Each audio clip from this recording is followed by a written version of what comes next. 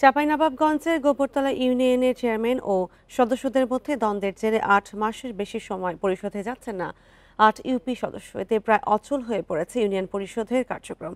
বন্ধ হয়ে গেছে উন্নয়ন প্রকল্প সহ সামাজিক নিরাপত্তা কর্মসূচি। এই অবস্থায় বিপাকে পড়েছেন সেবাগ্রহীতা ও সুবিধাভোগীরা। বান্ডেল থাকলে প্রতি সেনমানিতে টাকা বাঁচবে। বিকাশ সেনমানি বান্ডেল কিনে জিতুন প্রতি লেনদেনে। চাঁপাইনবাবগঞ্জ সদর উপজেলার গোবরাতলা ইউনিয়ন পরিষদে জনপ্রতিনিধিদের দ্বন্দ্বের কারণে বন্ধ সব কার্যক্রম। ৮ মাসের বেশি সময় ধরে ব্যাহত উন্নয়ন ও সামাজিক নিরাপত্তা কর্মসূচি। এছাড়া জন্ম নিবন্ধন সহ বিভিন্ন সেবা না পেয়ে দুর্ভোগে পড়েছেন নাগরিকরা। দলবল করবে বিএনপি, আওয়ামী লীগ, জামাত, যাই কিছু করবে বাইরে করবে, তাহলে এই গরিব গেলে তো ছিনিমিনি খেলাটা তাদের এখতিয়ার নাই। ইউনিয়ন পরিষদে না যাওয়ায় হচ্ছে না কোনো উন্নয়ন প্রকল্প সহ মাসিক সভা। এতে বন্ধ প্রায় পরিষদের সব কার্যক্রম। সমস্যার সমাধানের দাবিতে পাল্টাপাল্টি কর্মসূচি পালন করেছে ইউনিয়নবাসী।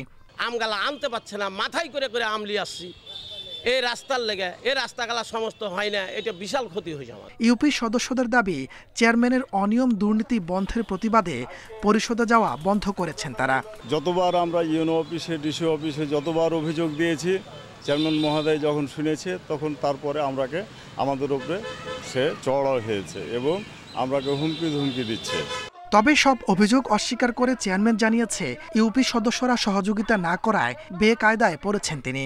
তারা যেহেতু মৌখিকভাবে আসছে না, তখন আমি ইউনো স্যার এবং ডিডিএলজি স্যারের কাছে পরামর্শ নিলাম। তারা বলল যে তুমি লিখিতভাবে করো। লিখিতভাবে আমি 3 বার নোটিশ করেছি, তারা অনুপস্থিত। জনপ্রতিনিধিদের দ্বন্দ্ব মেটাতে আলোচনায় বসেও ব্যর্থ হয়েছে প্রশাসন। এই অবস্থায় বিধি অনুযায়ী ব্যবস্থা নেওয়ার কথা জানিয়েছেন উপজেলা নির্বাহী কর্মকর্তা। সমাধানের চেষ্টা করেছি, তাদের ভিতরে কি সমস্যা আছে। পরবর্তীতে যে রেজাল্ট আমি জেনেছি তাদের কাছ থেকে, যে আসলে তারা সম্মত হচ্ছে না। বিষয়টি নিয়ে আমি আমার ঊর্ধ্বতন কর্তৃপক্ষ অর্থাৎ জেলা প্রশাসক স্যারকে আমি জানিয়েছি। আমাদের পরবর্তী যেটা বিধিমূলক ব্যবস্থা স্যারই নেবেন। চেয়ারম্যান ও সদস্যদের বিরোধের জেরে বঞ্চনা ও দুর্ভোগে পড়েছেন সাধারণ মানুষ। দ্রুত এর সমাধানে সংশ্লিষ্টদের হস্তক্ষেপ কামনা করেছেন এলাকাবাসী। Independent news.